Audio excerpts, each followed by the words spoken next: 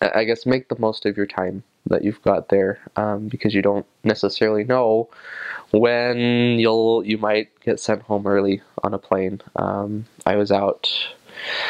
I mean, I came home with dizziness issues, and have since then had surgeries, and I won't go into that aspect of it, but you never know when you'll end up going home, and it can kind of catch you off guard. Because you'll think, okay, I've been out 9 months, and what? Now I'm on an airplane? That's not right. That's not what I was planning on. Um, so I think definitely the Lord has taught me a lot of lessons, and all right, learning how to trust Him, learning that things will likely not go as planned in one degree or another. I mean, it's great if it does, but be flexible. Yeah, I remember I got home, and I was blessed with a really supportive family, really wonderful ward as well. But I think spend well the time that you have, kind of the downtime, I guess. And there's a lot of uncertainty, not knowing, okay, I'm going to this doctor's appointment and that doctor's appointment, and I don't know what's coming next. For me, it's kind of been interesting. I've like my mission status or something like that is still somewhat unknown. I mean, I guess the possibility for me is still to be able to go out. I should probably just make a decision on whether or not what's happening, because I still experience symptoms, but they want me all the way better.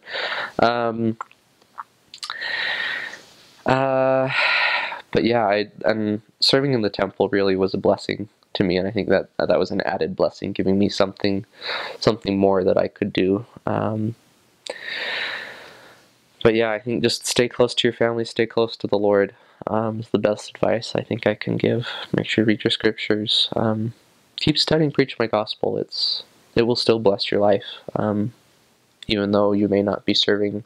And if you get the opportunity to go back, then that study will have been all the more beneficial, in a direct connection, or a direct correlation. But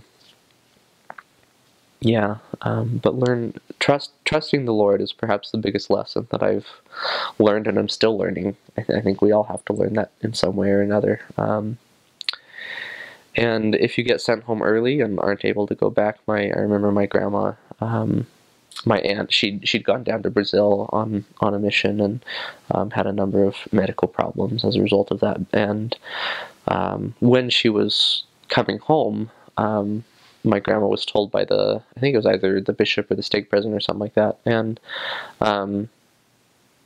at least this kind of helped me in terms of, it's like, because being out 9 months, for me, there were a lot of feelings of inadequacy. They had me helping with kind of the mission prep class for the stake, and you should be sharing your insights, which derive from about a 9-month period compared to 18 or 24 months that a lot of these other return missionaries have had. And it was kind of hard learning that. And so, but I remember, I guess, getting back to what I was saying originally, my grandma, the stake president said that some people are asked to serve for a full 2 years, and sometimes for others, 9 months is adequate. But the Lord is pleased with your sacrifice. And I guess perhaps the most important thing is learning, okay, is there more service that the Lord would require? So yeah, I guess that's kind of a jumble of thoughts. It was, I think, nearly 2 years ago. Yeah. Yeah, and I'm not gonna lie, it's been, although I have kept that mission status open, because I don't like closing doors where this kind of, but